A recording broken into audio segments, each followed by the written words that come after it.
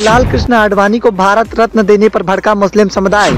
मुस्लिम नेता का बयान, मस्जिद तोड़ने वाले को मिला भारत रत्न।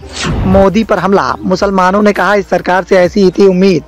लोकसभा चुनाव की नजदीकियों के बीच में बीजेपी हाईकमान के द्वारा सियासी कसमकस की जा रही है। सियासत के समीकरण को साधने की पुरजोर कवायद बीजेपी हाईकमान के द्वारा की जा रही है और इसी के चलते दिग्गज नेताओं को साधने की कवायद भी की जा रही है। और इसी के चलते प्रधानमंत्री नरेंद्र मोदी ने बीजेपी के वरिष्ठ नेता लाल कृष्ण आडवाणी को भारत रत्न सम्मान देने का ऐलान किया है। इस खबर पर जहां कई लोगों ने खुशी जाहिर की है, वहीं जमाते इस्लामी हिंद के नेताओं ने नाराजगी जाहिर की है। जमात के उपाध्यक्ष मलिक मोहतसिम ने कहा कि मौजूदा सरकार से इसी तरह की उम्मीद की जा सकती है। वो बाबरी मस्जिद को गिराने वाले को इनाम देगी। 6 दिसंबर 1992 को अयोध्या में विवादित बाबरी मस्जिद का ढांचा विश्व हिंदू परिषद, बजरंग दल, राष्ट्रीय स्वयंसेवक संघ के कार्यकर्ताओं समेत कार सेवकों की उमड़ी भीड़ में सैकड़ों भीड़ ने गिरा दिया था और वहां एक मंदिर बना दिया था। इस मामले में बीजेपी नेता लाल कृष्ण आडवाणी, मुरली मनोहर जोशी, उमा भारती, विनय कटियार समेत 49 लोगों को आरोपी बनाया गया था। बाद में सुनवाई के दौरान 17 लोगों की मौत हो गई थी, जबकि बाकी बचे 32 आरोपियों को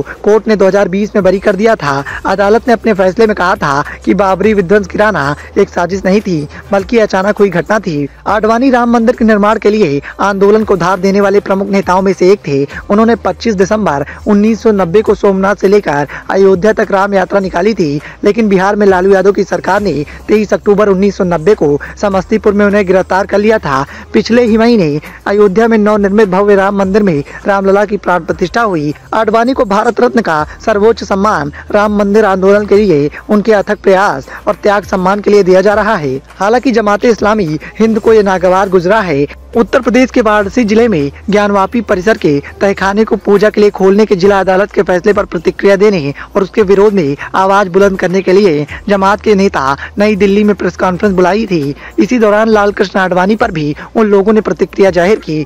ज्ञानवापी मस्जिद में तहखाना में से एक पूजा के लिए दी गई अदालत की अनुमति पर जमाते इस्लामी हिंद के उपाध्यक्ष ने शनिवार को कहा कि अब कोर्ट से भी विश्वास टूट रहा है। जमात के नेता ने कहा कि अजीब बात तो ये हो रही है कि कोर्ट ये भी देख रहा है कि भीड़ किस तरफ से ज्यादा है, उसी तरफ फैसला सुनाती है।